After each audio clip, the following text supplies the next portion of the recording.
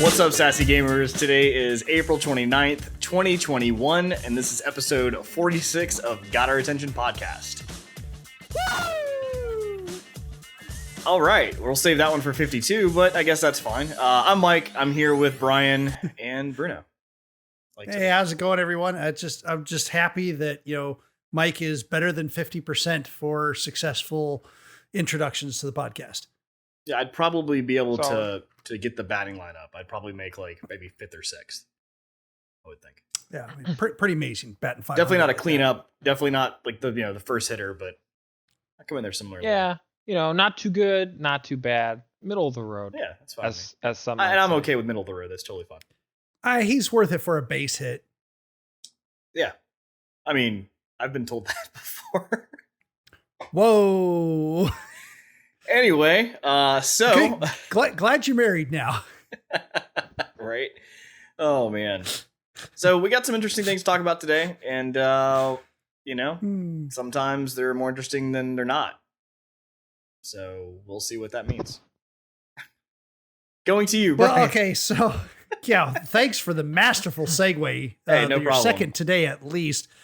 So this one, I just wanted to talk about this one because this was so weird, and it just jump in. Bad software sent postal workers to jail because no one wanted to admit that it could be wrong. And I first read that title on this. It's a Verge article. I first read that and I was like, oh, so that totally sounds like us, the US. Totally sounds like the US. It's actually a UK thing. They had software that was meant to track things and try to catch people that were like essentially skimming and costing, skimming or embezzling money from the UK Royal Postal Service. I might be saying that wrong. I'm trying to look right now.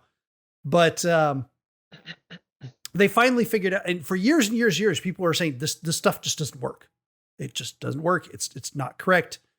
But they finally figured out that they had bad software that was incorrect about this.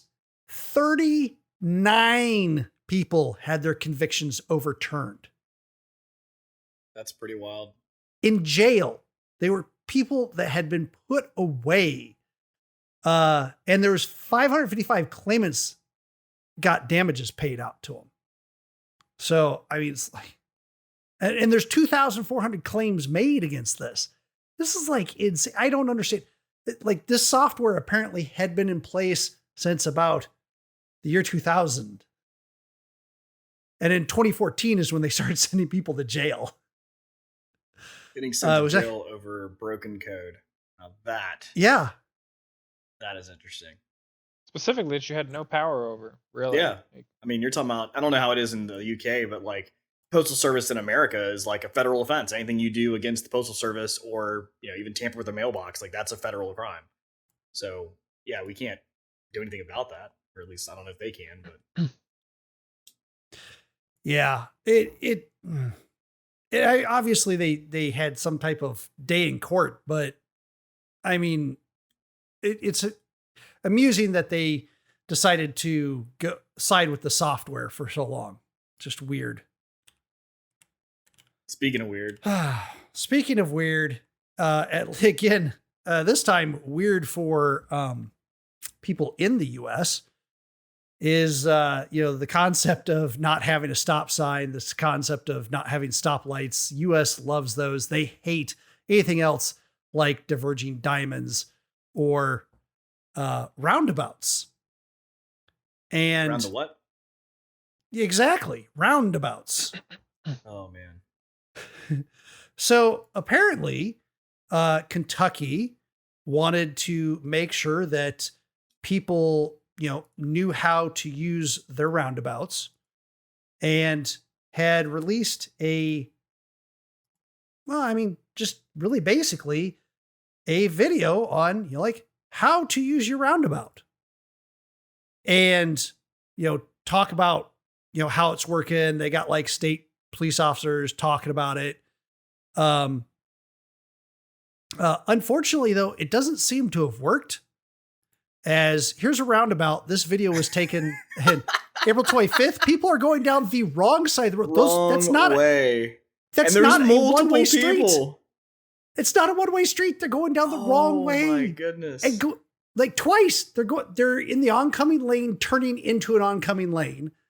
Oh, and then the person who went the wrong way stops, can't figure it out, moves forward again, tries to go. It's like, oh, I'm not supposed to go down that lane, but can't get into the right lane because people doing it the correct way are like driving. It's absolutely hysterical. They really should watch that video on how to do it. Oh, wait. Yeah. That video on Kentucky, how to do it, was released 10 years ago. Yeah. It's funny. So apparently they've been fighting this problem for 10 years. I remember going to the Bahamas and mind you, I've already done roundabouts before. This isn't a new concept for me, at least here in Georgia, we have some of those somewhere. And went to the Bahamas and I rented a scooter. And in the Bahamas, you drive on, well, I think it was like depending on the side of the island, you drive on the left side or the right side of the road. So it's kind of awkward, but definitely on the left side of the road. And driving a scooter, never done that before, never driven the Bahamas before. So that was fun. So I'm trying to learn how to just not die. And I get to one of the largest roundabouts I've ever seen in my entire life. It is like 4 lanes of cars going like 50 miles to 60 miles an hour. And they're just blowing through this roundabout. And there's even like a gas station on there. It's like this crazy roundabout. And I remember like we got in, me and my buddy got in and we immediately jumped off. And we were like, okay, we need to rethink this one out because I have no idea how we're supposed to do this. And it took us a few minutes to like look at the traffic and be like, okay, I think I know how we need to get to the road we need to go to. And let's try that. But I mean, that's like just 4 imagine, lanes. Like Mike in a National Lampoon's European Vacation style confusion where they're just like stuck in the roundabout forever. Like, yeah, just driving in circles. Yeah, I mean, it was intense. It was intense. Yeah, it was pretty wild, but I don't know. Roundabouts, obviously make sense, but I don't know why people are so confused on it. It's like, I don't get it, especially for 10 years. It stunned me on that video how many people that came up to a division and then moved over into the oncoming lane. That made no sense at all. Yeah.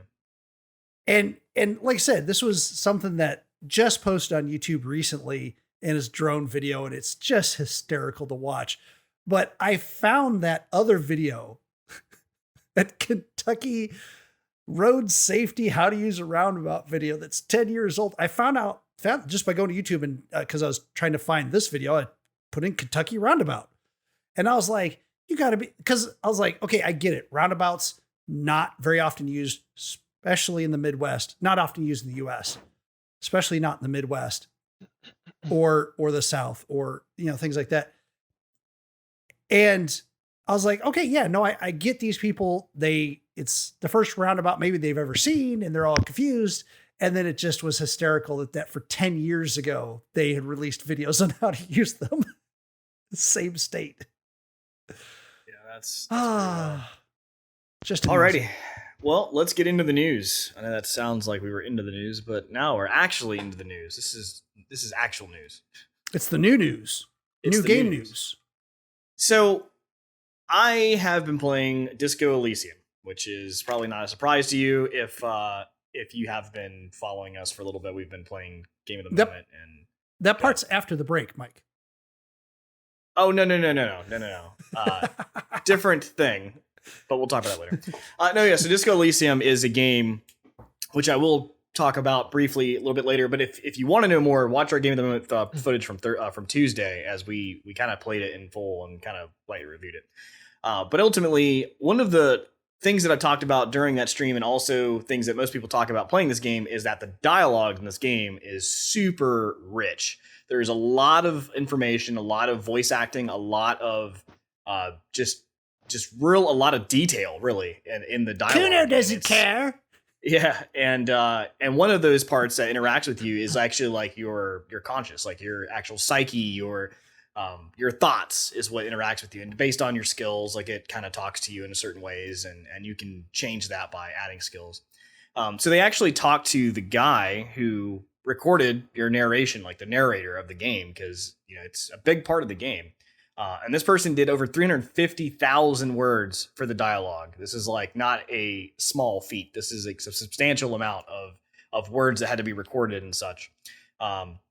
His name is actually Lenval Brown. He's actually a musician from London. He has a band that he calls, I have to go look it up there. I have to remember. But he has a band called Maroon Town, and he's known as being like a musician, frontman, rapper, singer. That's what he's known for. But in college, he met one of the main people from the game, and turns out they were like, "Hey, we're making a game, and we could totally use a voice. Like, would you be interested in just like recording your voice?" And he's like, "Yeah, why not? I mean, I do songs. I'm a frontman. I can record some words, whatever." And like I said, 350,000 words later, he finally finishes the game. Recorded words. That's not even the words. retakes and stuff. I mean, Right. it's probably triple that with retakes and everything. So he said it was like, originally they told him it was like, it's going to be 200,000 words. And he was like, I was going to say no, but he's like, it's a job. And no matter how bad it sounded, like, he's like, I might as well do it. So he kind of started doing that. And then he had to, obviously never worked for a game company before, never done voice acting. And he had to kind of figure out, what does that mean by reading dialogue and reading a character's part? Like, I've never acted. Like, he's just a musician. Like, that's all he did. So he worked on this for quite a while, and they had, worked back and forth every, single day. They would do Zoom meetings. They would do all kinds of things to try to, because there's all these words too. They're really like large words that are not usually common in most people's conversations. And so he was like, yeah, I don't even know some of those words, but he's like, I had to figure it out, and I had to work with people trying to get it to make sure I pronounced it correctly. And I did the right tone and the way of saying the word and making sure that it, made sense. And it was just a really neat thing to read that, we have someone. And I mean, if you ever do get a chance to play the game, or even if you're not into like RPGs in the sense of this game, check out some footage of the game. If you see it online, just check out the footage and you can listen to the narrator talk, and you'll notice like he has a really deep voice. And it's almost like the way he talks to you, it really feels like that. Like a lot of people say, like Morgan Freeman, like the voice of God. It's like really, it feels like your body, like your actual mind is talking to you, and really inner monologue. Playing devil's advocate too. Well, and what I thought was amazing was that he hadn't acted before, and voice acting is no joke. Like, it's really torturous to just do that all day long, over and over again, and people who actually make their living by voice actors, it's really important that they keep their voice. That is their job. I mean, they can't go too crazy, but him saying that he is the narrator is accurate, but it also kind of sells some of it short, because like you touched on this, which is that he's not just the narrator. He plays like different psyches in your brain, like empathy and logic and, compassion or like an analog for violence or something like that. Right. All these different psyches. And he takes on different tones, and he sounds slightly different, and he kind of takes on that personification of that psyche when he does it. And just the 350,000 words for someone who isn't normally a voice actor is daunting, but him having to learn all that and being able and to do a fantastic job of it. This guy he was really good. A lot of times there's even parts, like I said, playing devil's advocate, where one psyche's talking to the other, like almost an argument, because depending on the way your character's built, like you may have a stronger opinion in this one, but in this other one's like, well, hey, but you shouldn't listen to them because you should do this instead. And it's pretty interesting the way that it goes back and forth, where it actually does feel like they're having a conversation in your mind, rather than just like two sound clips are playing and they just happen to match up based on what you picked. So it really does seem like they did a really good job making the game as far as the dialogue is concerned anyway. But the way that he was able to portray those voices and the way that he conveyed those messages, it really did seem that he had been doing this for a very long time. And again, he'd never done voice acting before, but he is a front man for a band. So he's familiar with being in front of a microphone in front of people. But, from someone that's coming from the music industry like I have in the past, like that's not the same. Like I used to be in bands, but then I took like drama for the first time in college, like having to do theater, and I was like terrified. I was like, this is completely like outside my box, which, in front of, a couple hundred people, that's whatever for me. But when it comes to like doing a monologue, I was like terrified. Like, oh my God, I have to act in front of people. Like that's just it's a different part that of art that you have to be able to be good at. And it's not necessarily for everybody. Yeah, definitely not. Well, this next piece of news was really interesting. I'll just go right into the title again. Another Verge article, actually. Microsoft shakes up PC gaming by reducing Windows shortcut to just 12%. And thought it was, I won't say it's clickbaity. It's interesting the way they say it, because they say it like it's some new innovative thing. It's not. This is what Epic literally did late 2018. 12% even. And that's been their whole fight with Steam. Apple did a similar thing, and Apple did it for, I believe, some of the smaller indies that he gave them a cut. Steam had even responded since then, and they reduced the cut that they take, but they did the opposite. They did it for the big companies that like bring in millions of dollars. So what they did was based on how many sales you have of the game. So after like a certain mark, like 1 million sales, then they cut it down to like something. I think it's after 10 million you go from 30% to 25%, and after $50 million made you go from 25 to 20%, and that's the cap. And I mean, it's been such a huge thing. Like when I was reading through these stories, it was really interesting to me, because if you go back to 2018, when Epic Games kind of really pushed themselves out as a launcher for other games other than their own games, and they started to branch out and start pulling in exclusive titles, there was a lot of hate towards them. Like a lot. Like people still really came down on them. There still is, yeah. And I was actually somebody who was there initially already defending them. I was like, no, this needs to happen, because it's been a long time. Like this is ever since Steam essentially set the bar. They were like 30%. That's how much you take. But that's not necessarily true either. This goes back to the beginning of Nintendo days. So back when Nintendo first launched, a lot of people, the same thing was developers were saying that they didn't want to launch their game on cartridges because they had to pay Nintendo a royalty fee, which is that getting that developer to be able to pay a fee. So I don't consider that the start of it, though, because you're talking about they were charging them to host their game on their platform, on their cartridges, whereas Steam is like, we're taking 30% of everything you make simply for the ability to exist on our virtual platform. We're giving you no physical product that you utilize. You just get a space on this platform that costs us almost nothing, and you have to give us 30% of everything you make. That's fair. And it's just not right. Like it just doesn't make sense. I mean, compared to what they bring in, it's almost nothing. I mean, they do have a deep infrastructure. They do keep that infrastructure geographically diverse enough that, it almost no matter where you are, you usually have decent download speeds from them. I think bandwidth, there's storage, but it's pennies compared to what they're bringing in. Right. And I don't even think it matters, because I don't think they care. Steam doesn't care, because they don't really make their money off of the Steam store, like for selling games. They make money off of the like CSGO added parts, all the weapon skins and all of the loot boxes and stuff. That's where they make their money. That's where they confirmed. Yeah, they're making billions of dollars off of. Well, sure, but they make more money off of their item malls than they do off of the revenue from the thousands of games they have on their platform. I don't know if that was their primary. I don't know if that's accurate. I'm not saying that's what I'm saying is that I don't think they care, because they're already making billions of dollars doing all of the other things, the added parts that really aren't tangible at all. They're just, adding new things to a game and people are buying it. Like that's where they make a lot of money. The one thing that we can agree on is that Steam has long ago decided that they don't need to make money off making games anymore. That's for sure. Yeah. They stopped that a long time ago. But I think that they're gonna. Well, go ahead. There's a couple of interesting things that go around this. One of them is like, while Steam does take that 30% cut right off the top of your game sale, at the same time, it's one of the easier places to get your game up. If you got $100, you can put your game on Steam.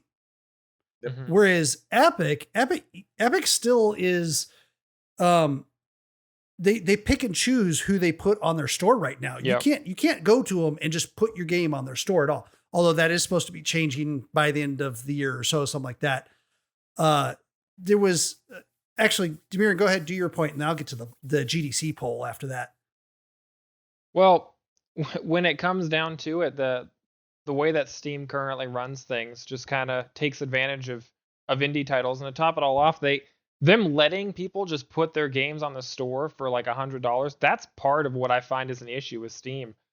Something that I notice is Steam as a platform has run so far away that they just don't care anymore. Like they don't get me wrong, I still love the games that Valve does make. But Steam as a platform at the point that it is now, if you go on there and you browse through your queue or you look at the top sellers list, like half of the top sellers list, depending on the week that you're looking, is like not PG-13 games. They're all adult content. Oh yeah. See, you know what the scary thing is what you're seeing there is the tip of the iceberg. That exactly because you can find it in your settings, and I don't suggest anyone do this. You can find it in your settings where you can turn off basically like it's almost like turning off Google Safe Search, right? Yeah. But there's a setting similar that in Steam, like, I don't care. Show me all the raunchy stuff. And if you turn that off, it's 100 times worse because there's just shovelware after shovelware after shovelware out there. It's like, you know, some of them are literally like games that are like 25 cents or something like that. I've seen some people turn that off and they didn't leave it turned off for very long. But there was actually some interesting things. GDC, that's Game Developers Conference. It's a conference where game developers get together, talk about new technology and techniques and what's in, and of course, technology companies come to talk to the developers about things that are going to make the developers' lives easier. It's not a consumer show. People try to turn into consumer show media wise, but the media should stay out of it. It's not. But anyway, so they did a poll for some of the game developers that showed up, found a bunch of interesting things. You know, it's like while Steam's 30% cut was unpopular, right? They found that 47% of all developers surveyed earned half or more of their revenue from Valve's platform. Per this PCGamer.com article. There's our sponsor really quick there. No, there is no sponsor. That's a joke. I'm having technical difficulties. And then like you have Epic was only doing a 12% cut, but they said only 6% of the developers surveyed said the majority of the revenue comes from Epic, and 78% of them don't even sell anything on Epic. Mm-hmm. Whereas 40% of developers said they don't sell any games on Steam. So it's this really weird, like, I don't know, prisoner syndrome where, it's this 30% cut from Steam, but that's what they know and what they're used to. And it's got the community and other features that Epic doesn't have, or they're just starting to develop. And so even though that they take that 30% cut on Valve and the Steam platform, the majority of the developers are still just staying over there. So it's really odd. Think like I don't even think it's that odd because if you go back to, if you paid any attention to the release of Borderlands 3, Borderlands 3 was one of the first major AAA titles that Epic locked down as an exclusive time-locked release.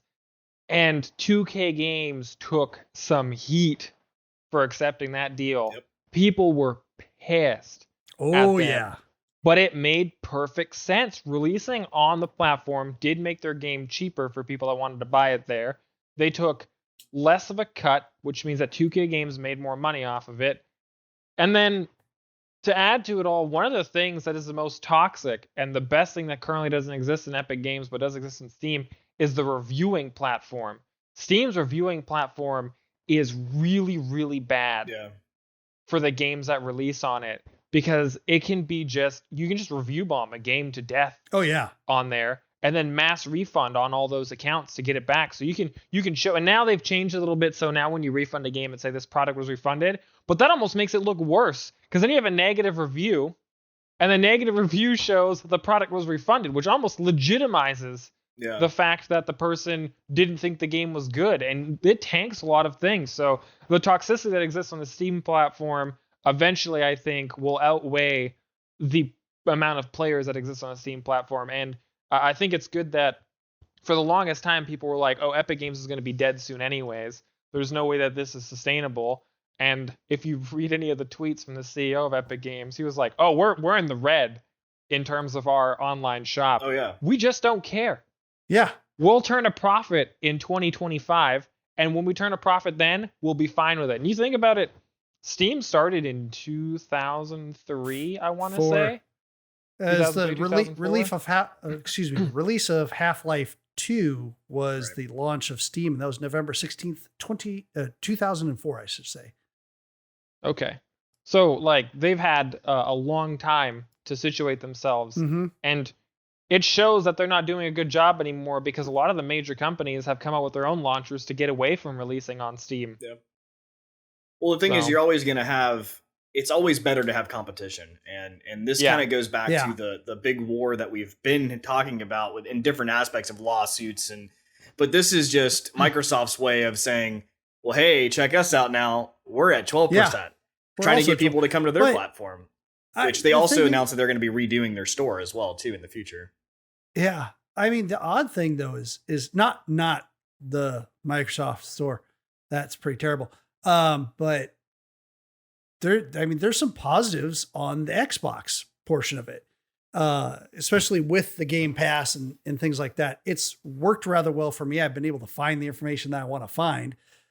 Doesn't have features like Steam does, but Epic's doesn't either.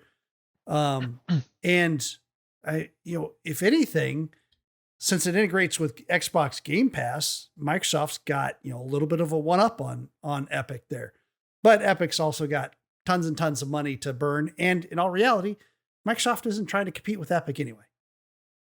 I think Microsoft's just trying to push themselves into the same cycle so that they can continue to legitimize themselves as like the larger brand that they're trying to establish. And I think it's great. I think because all these companies are coming in and standing their ground on essentially lowering the costs for developers, I think that can only be a good thing. I hope that something comes out of. Go ahead. Especially since it's not like it costs you all that. It doesn't really cost you that more to be on two stores. Yep. So it's like if it's 12% cut on Epic and 12% on Microsoft, and it increases the number of eyeballs that are going to see your game to be on both, then be on both. And it's kind of, like the rising tide lifts all ships type thing, It's just a good thing. Yeah, I mean, that's even like we talked about before with streaming, for example, like streaming on Twitch versus YouTube. And at the time, Mixer and all the rest of the stuff that's out there. Oh, so poor Mixer. It's, having competition is good. Beam. That's always a good thing. And you never want to have one company, top dog and, not being able to have anybody else out there. So, yeah, I mean, look at Intel and AMD the last 5 years and the flip flop that's gone on there. I think, just thinking about it, you said 7%, right? 7% of the developers said that the majority of the revenue comes from Epic Games. Yeah, I think it was 6, but yeah, very small percentage. 6% of the developers there said that the majority of the revenue comes from Epic Games. Epic Games has only really been pushing their store, like really gaining steam on their store for a year and a half, 2 maybe. Yeah, 2 years. So that's not bad. Taking 6%, I'd say that's a decent amount for 2 years. If they were to keep on that pace, then he's right. By 2025, they could be up around almost a 20% mark, which would be huge. Yeah, look at Amazon. Amazon ran in the red for years and years and years and years, and they had the capital to do it. And now look at them. I was looking the other day, and They had a $58 billion year. Yeah. 58 billion. That's a company moving more revenue than like the majority of countries, pretty much. Maybe not the majority, but you know what I mean. Yeah. Well, I think it's a good trend, and hopefully it stays that course. And with that, now we'll talk about a bad trend that hopefully doesn't exist for much longer. Well, it's going to continue existing. Man. We can only hope that it dies somehow. But our next story comes from everybody's favorite major gaming corporation, EA. So there was a marketing packet that was released. I don't know if it was like a leak or if it wasn't supposed to be released to the public. Either way, it looks pretty bad for them. But essentially, the marketing packet that came out from EA has some statements within it that says that loot boxes are essentially vital to EA and FIFA. And some of the quotes are really not good. Not good from the company here. Nobody in the gaming industry wants to hear these. If you don't know what loot boxes are, they're essentially like miniature gambling, but in video games for video game related stuff. And in this specific marketing packet, they talk about FUT mode within FIFA, which is the FIFA Ultimate Team, where you can spend real life money to purchase loot boxes that give you a chance to get a random assortment of, I think, characters from them in order to boost your ultimate team and essentially be better at the game, have more options for your teams, and continue to play in this FIFA Ultimate Team mode. So in the documents specifically, they title the in-game currency as grind currency, which is not a good look, because if you listen to what grinding is associated with in any game, it's usually associated with like hard work or like monotonous, a high input cost. Yeah, right. Monotonous. Repetitive. They're talking about that. Yeah, which is the opposite of what a loot box is supposed to be. Because again, it's supposed to be gambling. It's supposed to be RNG, random number generation of a random item that there's no way to know what you're gonna get. Well, the grind currency is just to buy loot boxes as opposed to real world currency. And it's supposed to be monotonous and repetitive. So you use real money, because I think more importantly, grind currency is the opposite of what a game should be. Yeah. It's the opposite of the fun you should be having. So of course EA denied all of this and actually kind of almost shamed the report. I think it was I'm trying to think, CBS News that I guess found these documents, however they covered them. And they said they declined initially the interview talking about it. And they said, 54-page document. This is a pamphlet on what they consider FIFA Ultimate Team. Yeah, and they initially said it was, those were marked privileged and confidential, and that, all EA, this is a quote, all EA games can be played without spending money on in-game items, and the majority of players do not spend, which is one of the representatives from EA. I also want to take another one of their quotes where they say the FIFA Ultimate Team is the cornerstone, and we are doing everything we can to drive players there. So they're saying that nobody really spends their money that way, but also in this document, they're specifically stating we do everything in our power to try and get players to move to this mode. So, on top of that, it's like a lot of people know EA, like EA Sports, it's in the game. Okay, so I dated myself a little bit. That's an older commercial, but still, no, they haven't done that for years. But I still do that. Of course you do. No, it's interesting that most people think of EA and they're like, oh, Madden and how big Madden is. And there's lines for Madden, and like everybody, there's people that buy a console just to play Madden every year.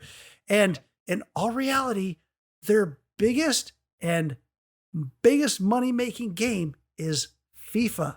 Yep. It's not Madden.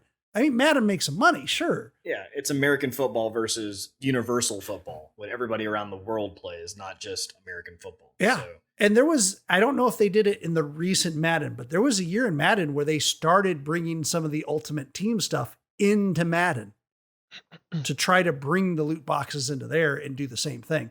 I don't remember if it took off or not, but that stuff.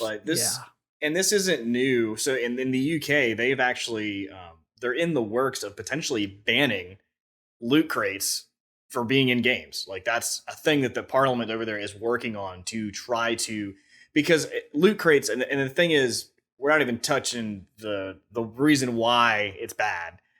Sure, if you're an adult and you want to go gamble, you can go to a casino and that's your choice. You don't have to, you have the option to do that.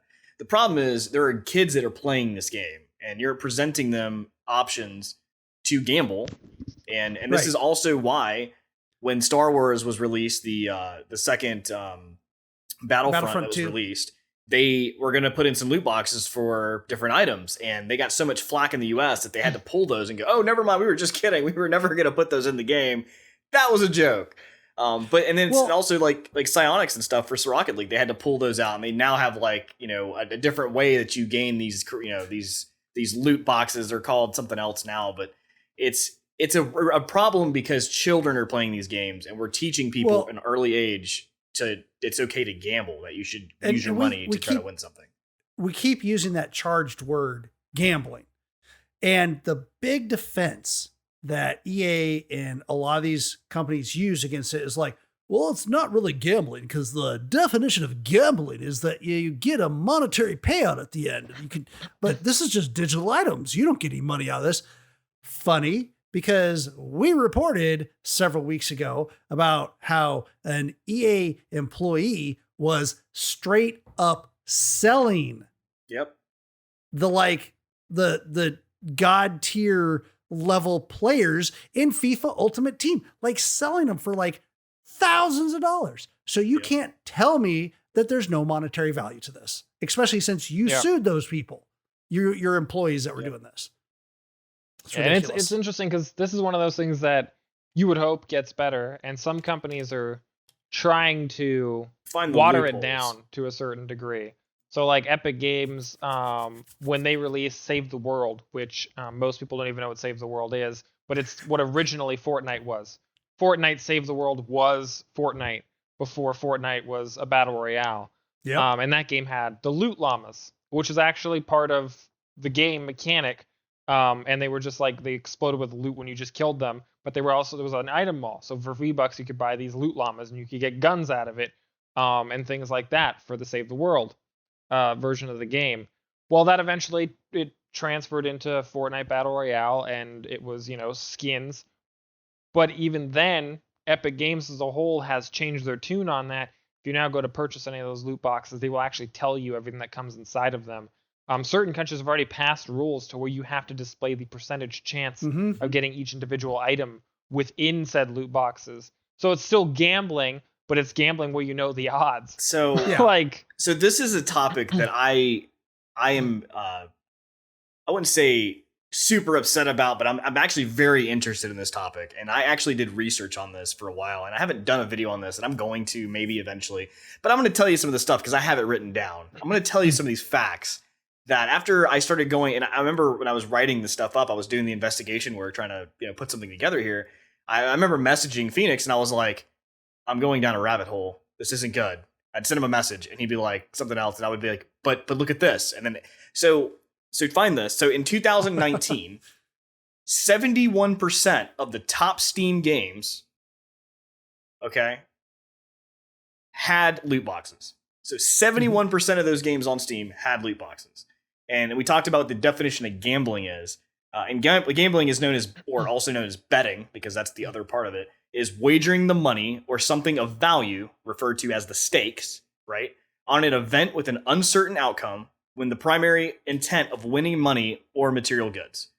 So gambling thus requires three elements to be present. You have to have consideration, so the amount to be wagered, the risk, so the chance, and then a prize, right? So I started looking into trying to figure out what are the laws around gambling, because, in the US, we have to have some laws for this. Oh, I spent probably a good solid hour trying to find actual legal documents somewhere online, because you would think that'd be available somewhere, even on a government page like Georgia page or.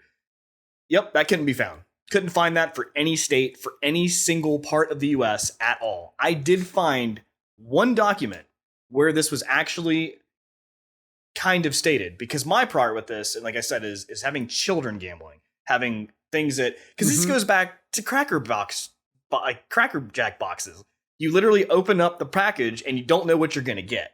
And you're wondering, hopefully, that you're going to get a toy that you want, until eventually they switched it to like, you see what you're going to get when you open those boxes up. So this goes back a long way. So I looked into that, and the only thing I could find was under I think it was the FTC. Oh, I'm sorry. Took me 30 minutes. I actually wrote this down. I said it took me 30 minutes to find something, because I looked also at the OneNote. I think that's what I'm looking at right now. Yeah. Okay, good. So I wrote all this stuff down. Like I was like just mind blown. But so I looked for specifically for Georgia, and I said I found the minimum gambling age in Georgia is 18. Most gambling related matters are covered by Georgia Code section 16, 12, 20, whatever. So I said, okay, cool. Let me search that section, see where I can find and what information I can find. You can't find it. Zero articles are found on that section. Zero. So I said, well, this is crazy, because obviously we have sites like FanDuel's and DraftKings that are working in Georgia that you can legally work on, and that's fine. And that's fine. But what I found out is the language with those are completely different, because on what they do is they have offers that are based on skill rather than chance, because you're picking players that have skills. So it's not a chance thing. And that is how they get around the law. Which, so of course, there's is actually horseshit, because it's still based off of a level of chance. Right. So there's actually a law based on Chuck E. Cheese. So let's talk about Chuck E. Cheese, right? You think about that as a kid. Like, you go there, you play games, and you win tokens, and you win things from the counter, right? There's actually a Georgia law, or it's a Georgia's version of the so-called Chuck E. Cheese law, 16-12-35, that actually states that it's basically built off of that reason, the skill versus the chance. So again, 30 minutes of researching all of this stuff, I finally found one site, okay, that talked about what is legal and what is illegal for children or people under the age of 18. This website is a .gov website, but it's the National Center for Biotechnology. Now, I don't know how that relates to gambling, but apparently it does. So it says for Georgia, for example, it says the state legislature has enacted a unique law creating civil liability among the more common and criminal punishments. A parent shall have the right of action against any person who shall play and bet at any game of chance with his minor child for money or any other thing of value without the parent's permission. That's Georgia Code 51118. So again, without the parent's permission. Okay. So that's key. Yeah. So the lottery. I looked at the lottery. I'm like, what about the lottery? It says, well, state statutes not only prohibit anybody under 18 from buying lottery tickets, but also require conspicuous labels prohibiting minors from using any sort of lottery. So actually, lottery's pretty defined. It's like you have to be 18. Can't play the lottery. So then it expands on Georgia Code 51118, which is the one I was just reading about. And it says, A, the custodial parent or parents shall have a right of action against any person who shall sell or furnish alcohol beverages to a parent's underage child for the child's use without permission of a child's parent. Okay, cool. I see where that's going. But then B says, a parent shall have a right of action against any person who shall play and bet at any game of chance with his minor child for money or any other thing of value without the parent's permission. So again, this is the only thing I could find after almost an hour of research, because that was only 30 minutes looking for that specific law. An hour worth of research. I had to go to a National Center for Biotechnology government website to find this information. Not a Georgia website, not a gambling website that's a government organization, not the federal government, nothing. Yeah, and right off the top of my head, just based on what you described, I can already see how the how the game companies would argue against that, because you could probably go like, well, I didn't agree to you betting with my child, and they'd be like, that's interesting, because the ACH authorization on the credit card that was used was under your name, and somebody had to check the box and approve the purchase, which means you approved the transaction. You bought the game. So the game was 18 or older, and the kid's under 18, so you must have bought the game. Yeah, and EULAs, you typically say you've got to be, I wouldn't be surprised if they said the EULA is like, you have to be 18 or older to accept this EULA. It's like, oh, are you saying that your child and you broke our terms of service? Now, not only did you lose all of your money on the betting mechanism within our game, but we banned your kid's account. Have a great day. Yep. Yeah. Anyway, so this is a huge issue. It's definitely that obviously isn't even in the law, at least in the US. The law books don't even have really anything to try to protect, the innocent, I guess, against this kind of thing. And so companies are going to continue doing it forever until they're told. It's a topic that we could really go on about forever. I personally generally take a stance of supporting games where I'll spend hundreds of dollars on a game's item mall if I can buy that specific item. Path of Exile being a great example, where almost every season or every other season I've spent $60. Now, I've played 3,000 hours of Path of Exile, but I've also spent probably more money on Path of Exile than any other game, including World of Warcraft. Because I've probably spent $500 on Path's item mall alone on just buying cosmetics. And but it's also because I can just buy the cosmetics. I'm like, that's a cool pair of wings. Right. I want that. How much does it cost? $20. Bought it. It's the cosmetic versus the pay to win. So like in the FIFA sense, you're trying to find a loot box that has a character that's, going to give you better stats, so you'll be able to perform better. Whereas, the problem is not even that. It's also the gambling. It's all of it. It's also the gambling. Because, all of it's gambling. Because whether it's pay to win or it's for cosmetics in a loot box, I mean, they go to loot boxes because statistically speaking, they can make more money that way than just having an item mall like they have in Path of Exile. They've found that the people will keep spending the money to try to get that item. So instead of like selling that item for, $5, they sell 30 loot boxes at $1 a piece, and they end up making more money that way. It's just like the claw games. The claw games, it's all about skill, right? Yeah. It's not chance, it's skill. Skill. Even though that they have been proven that they have been obviously rigged in the sense of like the claw doesn't actually put enough pressure to hold things. But it's like, that's why they're illegal, because it's the skill that you must have to be able to pick up those items and drop them into the hole. Well, man, didn't think I was going to go there today.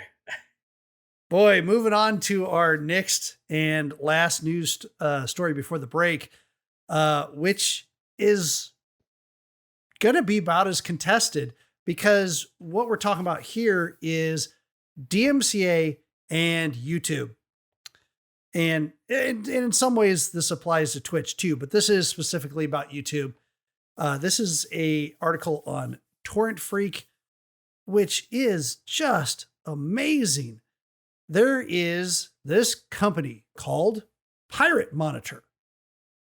I can give you 3 guesses what Pirate Monitor does. And they actually got together with Grammy Award-winning musician Maria Schneider. And they allege, they started a class action lawsuit, which is actually interesting because usually class action lawsuit, you have to show that there is a class of people that have been infringed upon. If that's the right term, affected somehow. Yeah. But they filed a class action lawsuit against YouTube alleging mass infringement of their copyright works and serious deficiencies in YouTube's copyright enforcement measures. So their whole purpose here was to sue YouTube for money, because they're like, well, obviously your enforcement measure doesn't work well enough. And they were kind of bringing up for proof. They're like, here's our copyrighted work, and look at all of these websites or all of these YouTube channels that infringed on our copyright work. And we had to do the DMCA takedown. You didn't catch it yourselves.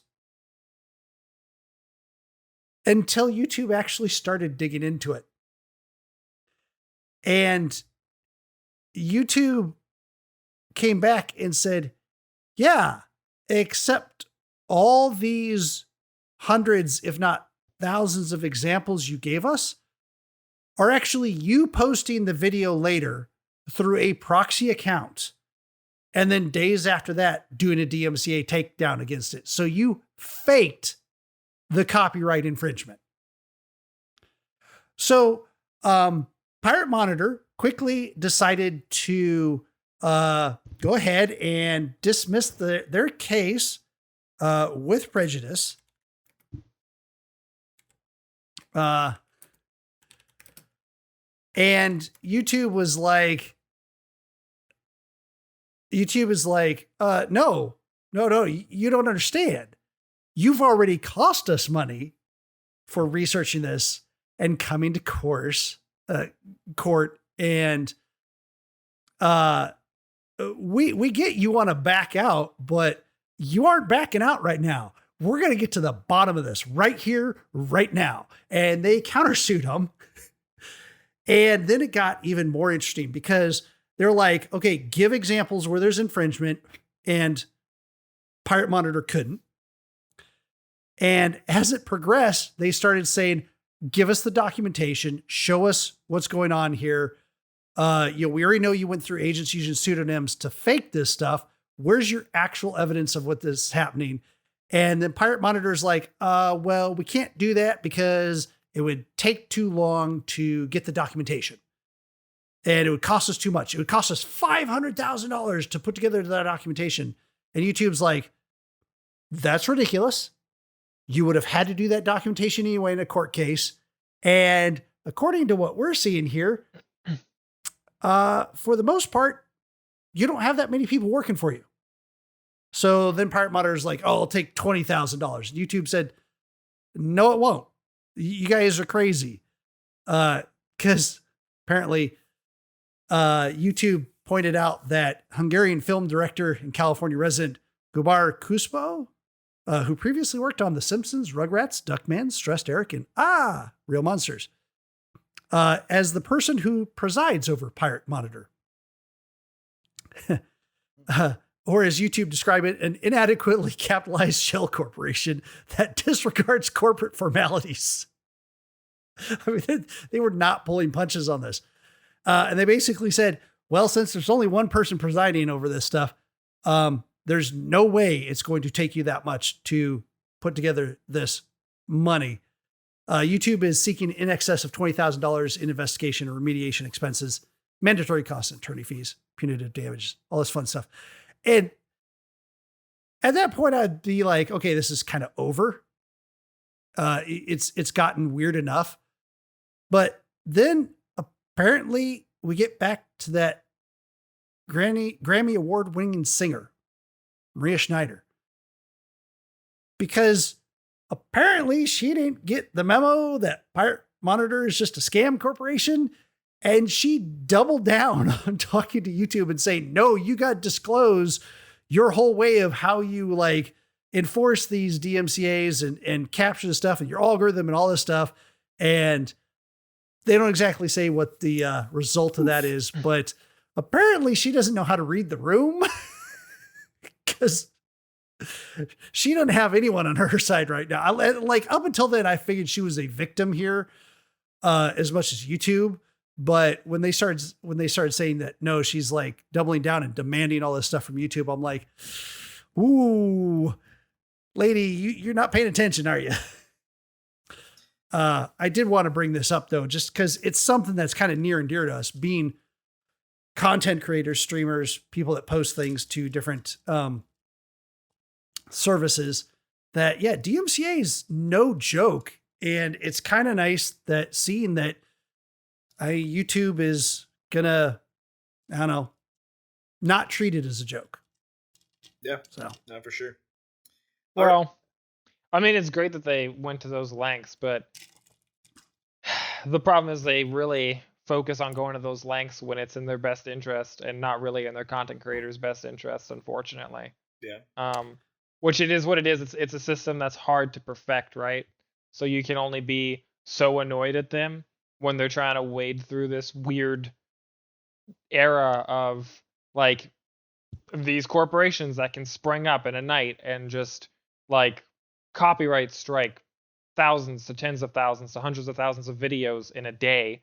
And in this case, it sounds like they could upload hundreds of thousands of videos a day just to copyright strike them and make up some false accusation against YouTube for not doing their job, when YouTube is consistently criticized for being too intense about how they handle those situations. Like usually the whole issue with YouTube is, whoa, why do you guys keep letting all these videos get copyright striked for no reason?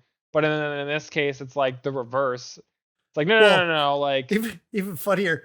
I just saw today on my YouTube channel that one of my videos got a copyright strike on it. Oh yeah. For the music that I specifically got through a paid subscription to a site with royalty-free music that is safe to use on YouTube. Yeah. And I got a copyright strike on it. And I'm assuming now you've disputed it and you have to wait there for 1 billion years to see if your strike disappears. Yeah. Right now I'm just replacing the music. Now the nice thing, it was not a DMCA takedown. So it's not a full strike against the channel. Okay. It's more of a notice. So I replaced the music for now, and I'm going to go back to the people that I got the music from and go WTF. And how do I keep this from happening in the future? Did I do something wrong? Hey, I'm just a dumb schmo that threw some music in this video. I could have done something wrong. So yeah, I'm going to go find out. But yes, I agree with what you're saying, that sometimes they're just too good at it, because this was supposed to be music that was 100% safe for me to use. And I see copyright today, and my heart skipped a beat when I saw that. I was like, no, like I only have 30 subscribers. I'm just starting out. Please don't do this to me. Please don't do it to me, sir. Oh man. Alrighty, well, hang on this for just a minute. Take a break. Go grab a drink. Go use the bathroom, and listen to a word from our sponsors. And we're back. We're gonna talk about what we've been playing. So, and this is a little different this week, and it's going to probably be a little different going forward as far as us talking about the game of the moment, because of the fact that game of the moment now, we've kind of changed the format. I was speaking of that a little bit earlier, but the way that the game of the moment format's going to be now going forward is that we're going to have a host, so whether it's me, Brian, or Bruno, playing the game, and whatever that game may be, maybe something that's brand new that we want to check out, or maybe single player, multiplayer. It may just be a game that we really, really enjoy, and we want to just maybe we haven't other people haven't played it. We just want to show you, because you would never, again, 13 Sentinels. I would have never played that, but Brian showed me, and I was like, okay, interesting. I'd watch it. So we're going to start doing that every Tuesday instead of our 3 separate streams. And the idea is to kind of get back to what we wanted to do initially, which was the original idea of what Game of the Moment was supposed to be. It's supposed to be us playing it, doing a light review, and giving information to people that are, if you're into the games that we like to play, or into the style that we like, that you will be able to watch these videos and get a good understanding if you will like the game or not, and then potentially see us play, and maybe you think we're funny or something. I don't know. But that's the idea behind it. So we're going to be able to do these every Tuesday. There'll be a host on every one of those. So one of us will play the game, and we'll just kind of describe it and talk about it. And then once we put it up on YouTube, you'll be able to check that out. It also goes on our thing I'll talk about later, but also the ability to read our kind of review on it. We'll put it on the YouTube description. We'll post what we kind of wrote up as our review for the game. Not necessarily we're going to score this a 5, but just more of hey, this is what I thought about the game. And if you're interested here, check it out. So musings, thoughts, things we liked, things we didn't like, or things that were just okay. Yeah. So we're going to kind of get away from talking about game of the moment on this segment, which is what we've been playing. And we'll just be talking about here the games that, we also played during the week that didn't really make the game of the moment, but also just things that we're playing. So again, Disco Elysium, I did play that. I've been playing that for a while now. I say a while, a few, probably about a week or so now, pretty straight. And it's a really entertaining game. But again, if you want to know more about it, go check out the video on YouTube for it. It gives a lot more description, and I don't have to, tell you everything that you're going to watch already. So But really neat adventure RPG game. I definitely recommend it if you're into that type of thing. But you have to be a person that wants to listen and just read a bunch of words, because it's a lot of that. It's not really action at all. Definitely adventure RPG. So Well, and it had an interesting story that was held up by, like, there were times when there was conversations going on, and like an adventure game and RPG games, it had, a conversation tree that branched out. And there were times I was like, man, that's not what I would have thought to say at all. Like, at all. Like, that's all the choices here are completely different than what I would have thought of, which is actually kind of cool, because then you're learning about that character and, his motivations and stuff. But also, it opens up conversations that I never would have thought of having in this game. It was bizarre and so cool. And the other thing I want to say about that game, and I said this on the stream too, was visually stunning. Like, it's not photorealistic by any means. It is not like some masterpiece of DirectX and RTX God rays and super high res 4K textures or anything. It's not. It's just that the aesthetics really worked well, and the art worked well with the aesthetics, and they blended together so nicely that it was really very immersive. The tile work on the roadways was cool, but it's also in a rundown part of town. So, like, at parts, the tile work was muted or covered up with dirt, or even like cracks in the roadway. So super cool, very good looking game. Yeah. The story was stupid in the best way. Like, when I say stupid, I don't mean like it was like bad.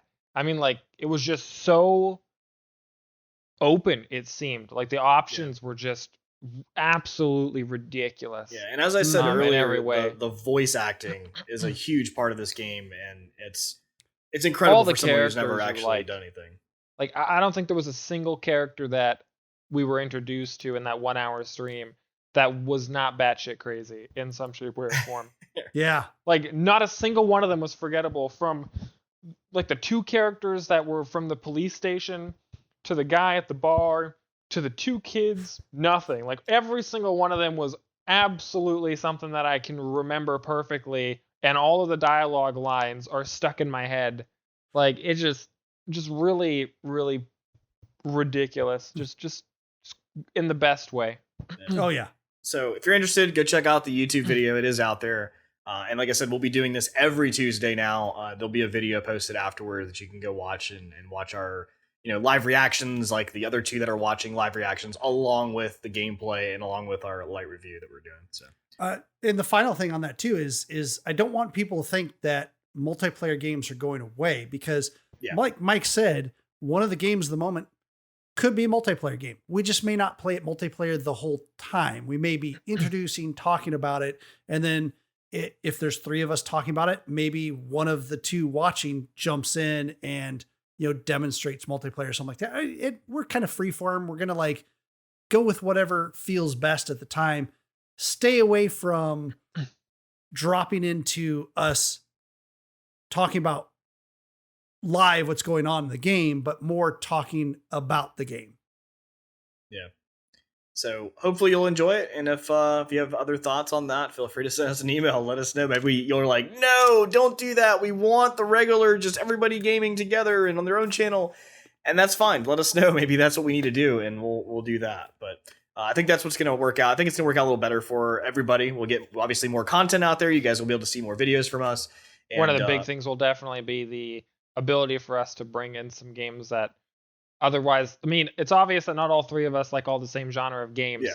So to do multiplayer games, well, the majority of the multiplayer games that come out right now are what? They're survival games for a lot of them. So we play a lot of survival-esque games on here, but survival games are not everybody's cup of tea. Mm-hmm. So it's also just, it'll be really great to showcase games played by the person amongst the three of us that enjoys playing them and will get the most out of it, which will show people the most out of that game at the moment. And not only on PC platform, but also cross-platform. So PS5 games, Xbox games. If there's Switch games out there that we want to end up showing off, we can do that as well. So I'm picking up a capture card here soon so I can do PS5 games and so forth. It's gonna be neat. I got this baller running game on my iPhone. If you can hook it up, sure. That'll be interesting for an hour. All right. Anyway, so other games I've been playing recently, I've been playing Rocket League again. I don't really have much to tell you about it because it's just a game about super acrobatic rocket-powered battle cars that fly through the air and hit the ball. I am currently at Diamond 2. I'm super pumped about it. I got to Diamond 2 Division 4, and then I went back to Division 3. And if you know what that is, that's where I'm at. You probably either call me a scrub or call me a god, I guess, for you. But whichever, I'm pretty impressed about it, and it's pretty cool. So I've been enjoying that again. I want you to go back and play the original game. I don't have it, but I guess I don't know if I can still find it. Maybe you can find it. I don't think it's still out there. Try GOG. Maybe I'll have to check. I've been not as great on playing games because I've been very busy. As most people probably noticed, I didn't exist for the last 2 weeks. You've been reporting from the field, yeah. You've been doing investigation work. But I did get to pick up some games that I played on the side. Obviously, I'll touch on this one first. Path of Exile. I've talked about it before, so I'm not going to say too much about it this time. New league is out called Ultimatum, essentially with a new base mechanic that exists within it. The signature mechanic for this league is Ultimatum, where there's a guy who exists in every single map that you go into, and he gives you challenges, and you essentially add additional buffs and debuffs that impact you negatively. In order to you defeat it, you get the item. He gives you a choice. Do you want to take your item and go, or do you want to go for double or nothing? Which comes right back to the whole gambling thing. You gamble. It's an ultimatum, but for in-game things with in-game things. Is it skill or choice though? It's definitely a little. There's definitely some chance to it because you can get terrible debuffs, but then you can outskill those debuffs by playing at it decently, I guess. So it's there. The only new game really that I've played is Monster Hunter Rise, which is a Nintendo Switch exclusive as of right now. I don't think it's ever going to come out on any other console at this rate. $60.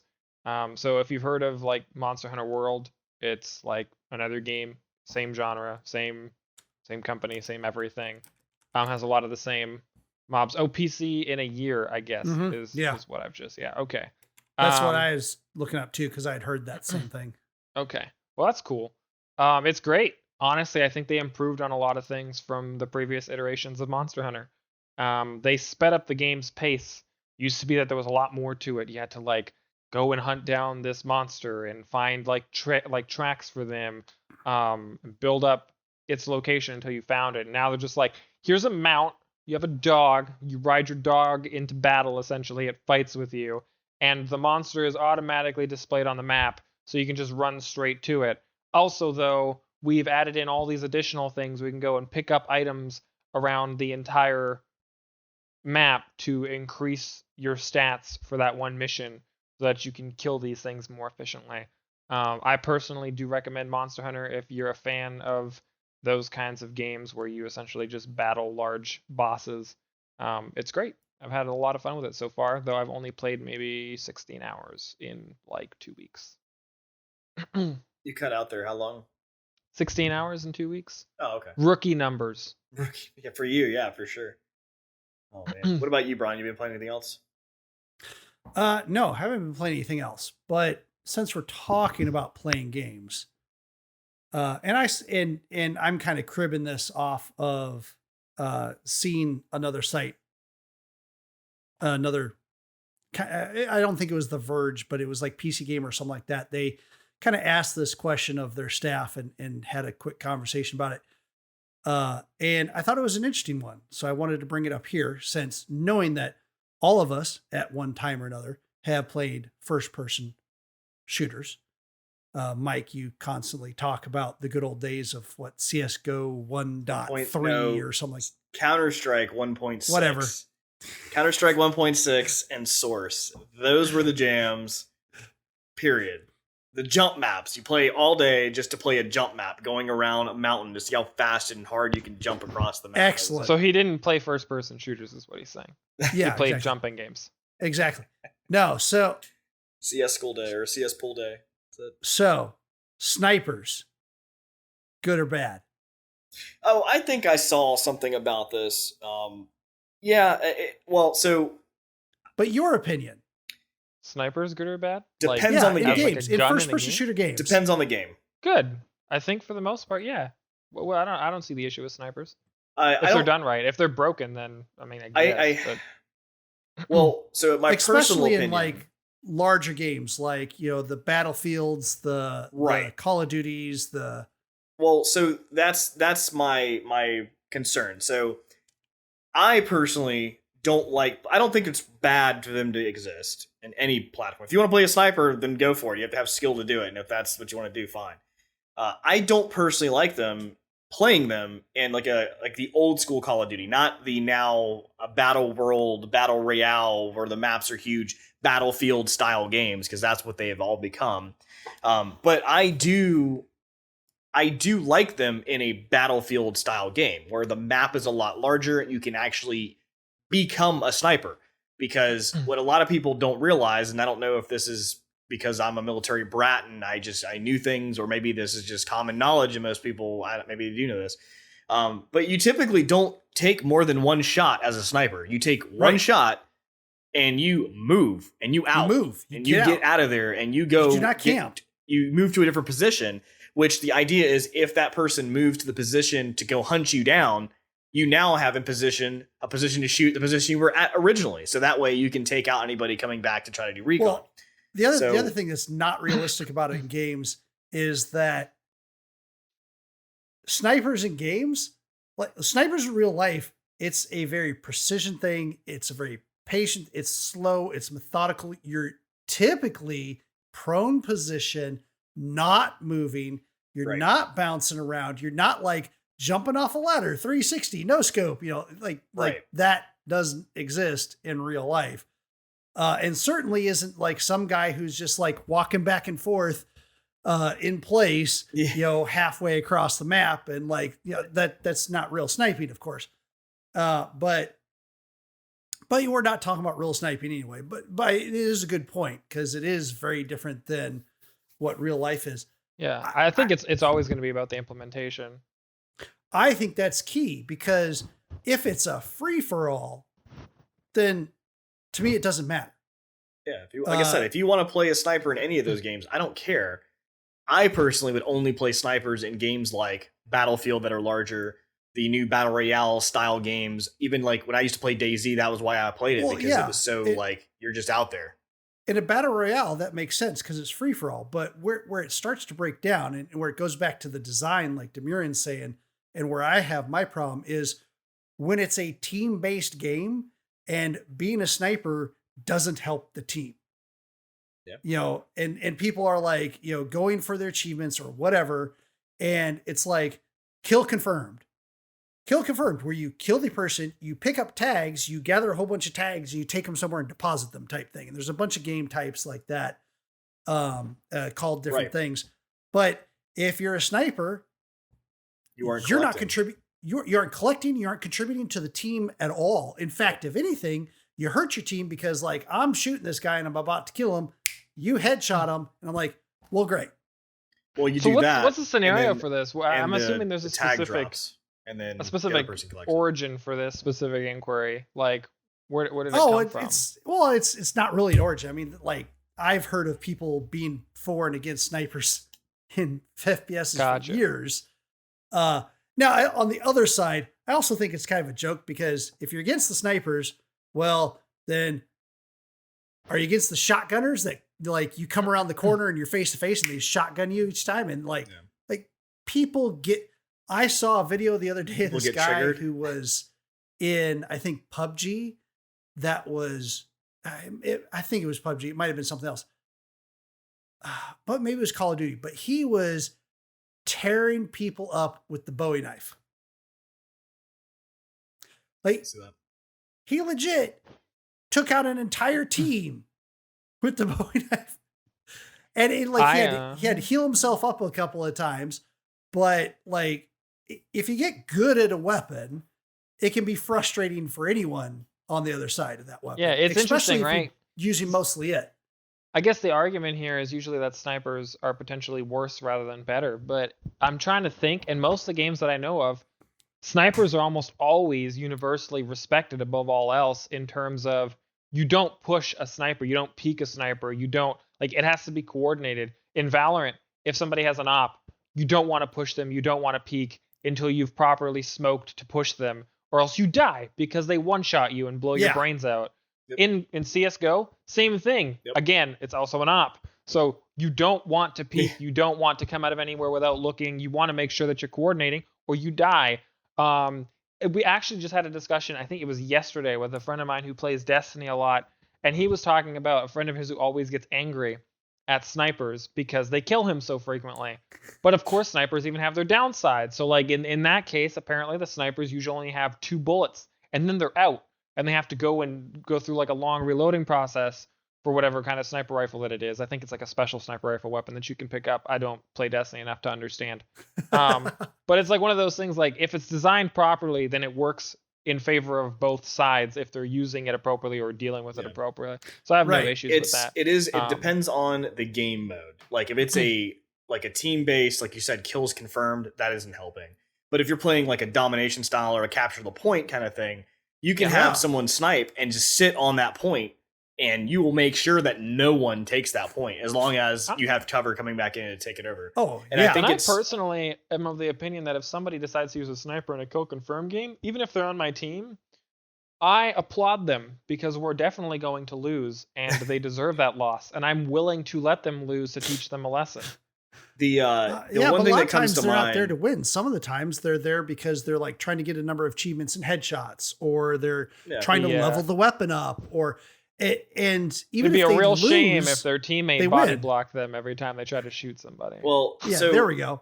On your point though, Brian, a lot of these games, like at least Call of Duty, would have daily challenges right in front of them.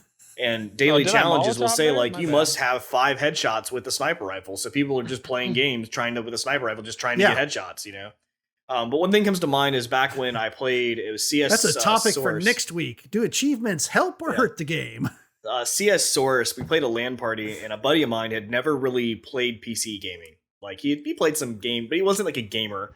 But he was also a military brat that I knew, and his dad did like recon and stuff, which that's a whole different discussion. But he so he comes to this game night with me, and I get him. And I think it was like the week before I install CS Source for him so he can try it out and have this like go at this game so he could try, because we're about to go to a LAN party with like 30 plus people that are, you know, all playing this game. That's all they do. And I've been playing a little bit, but he's like completely noob. I'm like, I just want you to at least get enough so you don't just completely just show off, like make us look really bad, you know?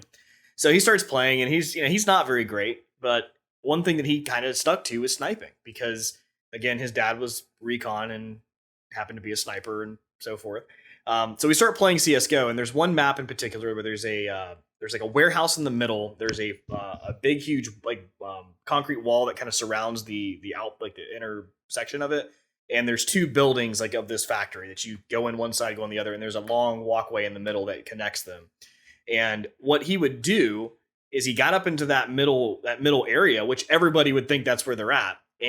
But the problem is he wasn't doing it like most people.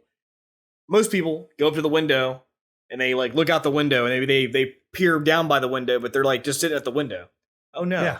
He was in the other side of the room outside of that, and his window, his actual range of shooting was only this big. Like less than probably a size of a penny on the screen, or even probably less than that. Like half a penny or something on the screen. So all he saw was this little sliver of light. That's all he could see. But he already knew by playing the map like that day that there was a certain point that these people had to come in because of the way that the map was designed, that he knew that as soon as they come through there, that little sliver of light would become a head. And as soon as he would click that button, they would die. And he did this over and over and over. And they were so pissed because he was like sitting there just out. Like it's not called, I mean, camping is an actual thing. It's a sniping move. Well, okay, hold on. You can't say camping is like you can stay in one spot and you can camp, but that's not a problem. It's camping spawn points is a bad thing. Yeah. But he wasn't doing that. They had to go into this area. It wasn't the spawn point. They had to come into this area at a specific point, and he would do that every time. He would look and he'd find on a map wherever like the choke point was, and he would just waste especially every single time. Especially with his sliver of sight that they go down it instead of across it. Because if they go down it, that's prime right there. And that was the thing that, like, as a person who'd been playing FPSs for a while, I'm like, why are you doing that? Like, I mean, I get that you're killing a lot of people, but why would you even think to do that? And he's like, well, that's what my dad always told me, like, because he used to shoot, and he's like, that, you know, you set yourself up for that type of, so like I'm getting the best of them, but they can't even find out where I'm at. Like, they don't even know. By the way, this is why I brought this topic up, is because now we have James the Great in chat going, that's not sniping, that's camping, which is why we said the camping. He's like, boo. But in reality, in real life, that is how sniping works. And that's exactly what you're supposed to do. But in a game sense, it is. It's not spawn camping, but it is camping, which is frowned upon. Right. But now companies are much more, because now it's an esport, right? It's like, it's very important to make sure that things like that aren't possible. So now if they find that somebody's doing that in a specific map, they just modify the map to make sure that it's not doable anymore. Or if you do it, then you have to be able to move, really. I mean, that's the whole thing. Any good map will have a way to counter that. Yeah. Which is either you drop smoke grenade in the right place, or you come behind that area where they have a good sight line and you shiv them, or whatever. There's always should be counters to it is the important thing. The knife. But that's why I like games like when I played PUBG originally, or even like DayZ, because the maps are enormous maps. So when it comes to sniping, you can literally do whatever you want. You could be anywhere you want to be, because there is no sniping point. Like, there's just locations in a world that you just go sit at, and potentially you could snipe somebody, or potentially someone could be sitting next to you and then realize you're sniping, and then they could kill you. Like, it's just really wild that was the kind of DayZ mod was probably the game that I played that had the most broken sniping, because you could get an AS-50, which was legit an anti-material rifle, and man, you could, like, if you were good, and I got really good at that game, you could kill anybody in that game before they even knew you existed.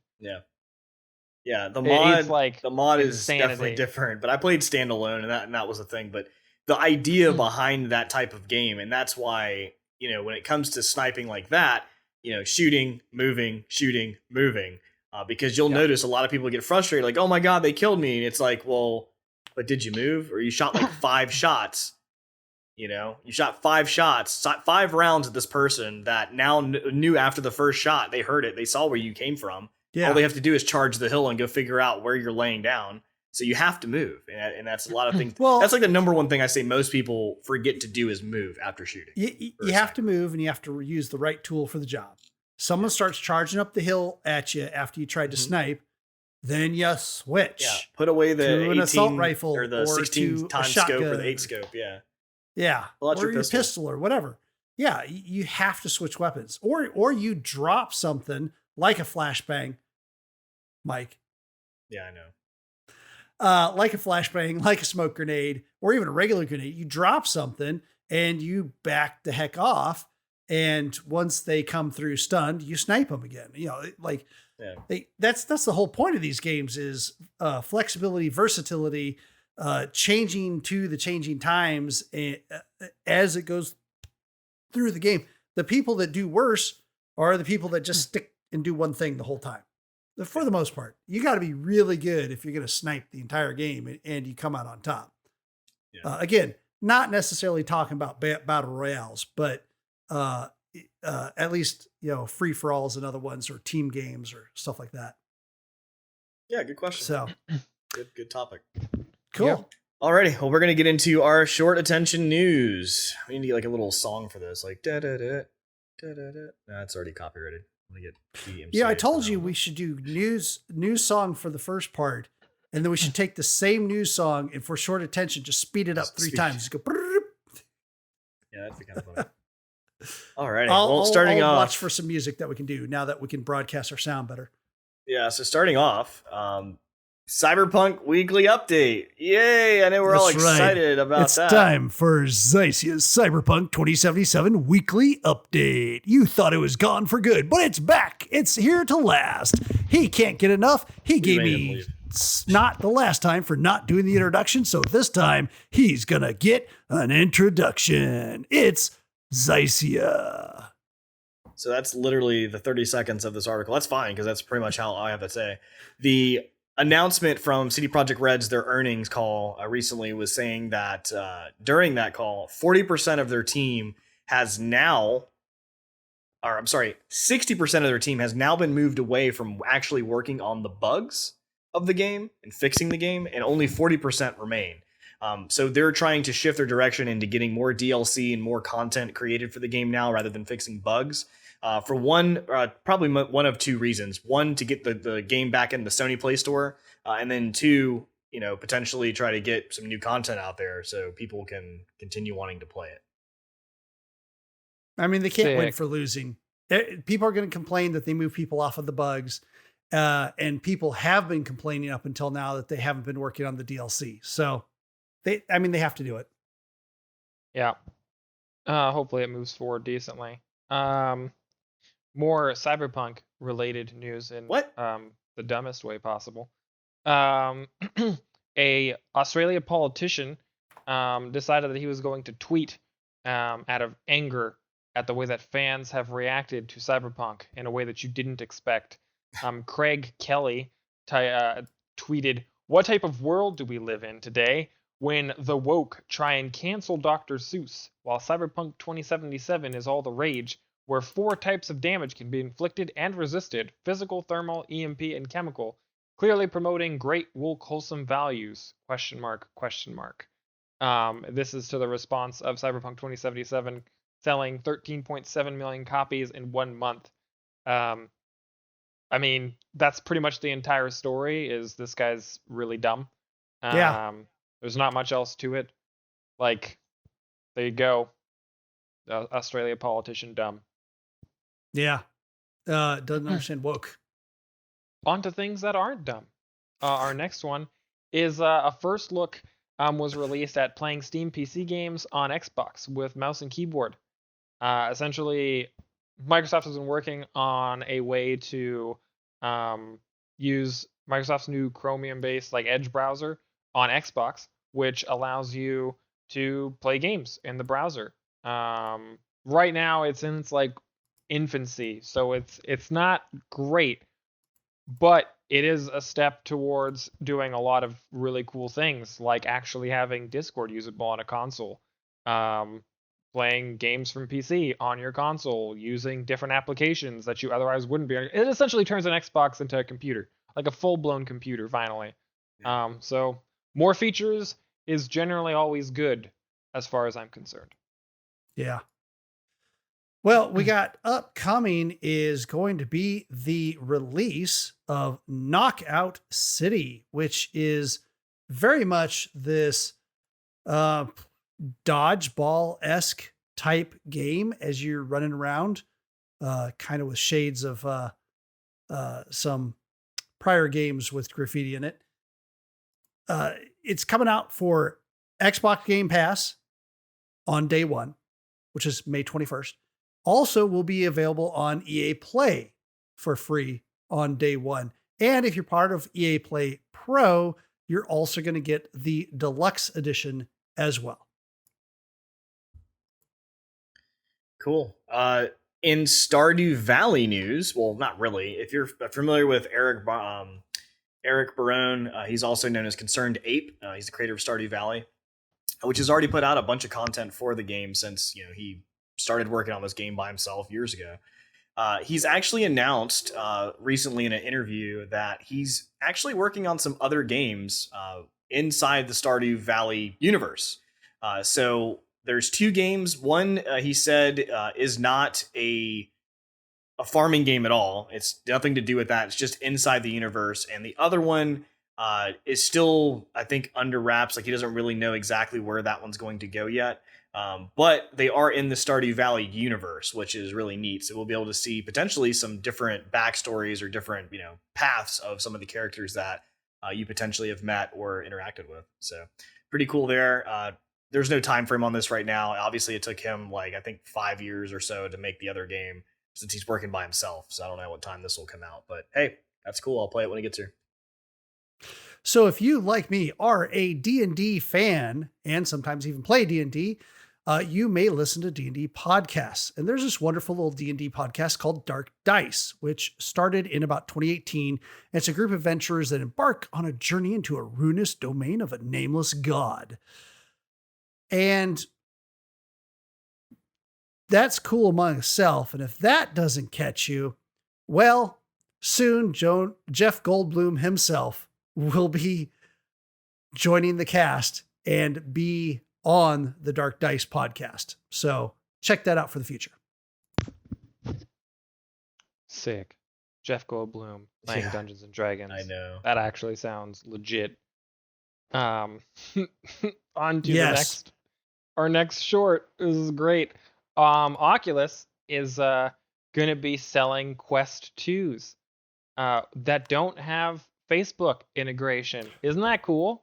Woo! That's super cool. However, scared it the does cat. come with an extra $500 price tag. Oh my God. Apparently, I think it will potentially come with a little bit, like the specs I think are supposed to be a little higher, if I'm not mistaken, if I read the article correctly, but not by much. And really the main feature is that Facebook will not be integrated into it anymore. So if that's worth $500 for you, give her a go. We're going full circle. We're going back to what Oculus was originally without Facebook. Right. And you have to pay more for it. You have to pay more though. It's to not pay a bug, more it's to a feature. remove the thing that you didn't want in the first place. That was a good one. I like it. That's good. To pay more to remove the bug. Well, continuing down similar things, Sony has launched or will be launching the PlayStation 5 console in China and will be beating Microsoft releasing the Xbox there. So they're going to be releasing it there for 3,899 yuan, Y-U-A-N. I might be pronouncing that wrong. I apologize. Which is the equivalent to about $602. And of course, the digital only model will be a little bit less because that was the disc-based model. Now, that will be launching, the pre-orders will be beginning April 29th. So we don't have enough here or in the European Union as it is. And at $602, even if you count export fees and shipping fees, I look forward to all the scalpers who are still getting over $900 from these, buying up all the Chinese units. Absolutely. Because the scalpers suck. Yeah, for sure. So this last story here is a game called AI Dungeon. They have been getting some flack from some fans because they implemented a new feature that allows to try to block sexual content from the game. They said the way that this game works is all text-based. Like you can actually create all kinds of crazy stories and everything based on this game with the AI with using text-based games. And they'll actually implement things now. It says like, uh-oh, this took a weird turn. And they try to specifically avoid phrases like 5-year-olds and things like that. And the object, the point of this whole thing was to try to prevent having some weird sexual content in a game that, has kids that are also playing it. Of course, people on the internet or were kids like, in the story even, people freak out because now they're being censored and now they want to be able to have their weird, furry conversations inside the game. And obviously now they can't do that. And they just want the option to be able to do that. So that's what they're looking at. This company's actually sticking with it. They're saying, no, we're actually this is what we're doing. And if you want to stand by it, that's literally what we're doing. And, that is what it is. Their call. Man, you picked a tough story there. That to be honest to our listeners and everything, I picked the story and I threw it in there and he decided to go ahead and present that story. And there's not only is there a lot to the story, but boy, that's a tough needle to thread and a tough thing to talk about. And hats off, Mike. That was a good job. Appreciate it. So here's our email section, and I'm going to actually look at my email right now just to make sure that I didn't actually miss one, because I think I may have had a dream that we actually got one. It was a dream, all right. And actually, we do have one. I do have an email from a user that go by looks like Aquast83. It says, "I heard you guys saying you're toning the language down. Is that why Bruno is not on the show anymore?" So apparently, Bruno, you've been replaced. We forgot to tell you last week that you have been replaced. I'm so sorry. So apparently that is a thing. So no, we did mention that before. We're trying to take a different approach at some of our content, especially when we're trying to get more exposure and more avenues of expanding our content that we're creating. And one of those is having to tone down some of the charged language that I guess that we're using. And it's not for everything, but it is for some content. And ultimately, we could bring in more fan base for that. So that's not, and there's better adjectives out there. And to be transparent about it, it's not even to monetize the content because we can't. We're too small to monetize it. Right. It's simply just to advertise it. We have to like tone some stuff down. So we can't grow as quickly. Don't worry. There'll be plenty of times that we all will be dropping our F-bombs, among other things. So kind of so what we're saying is none of the platforms out there can handle my genuine normal personality.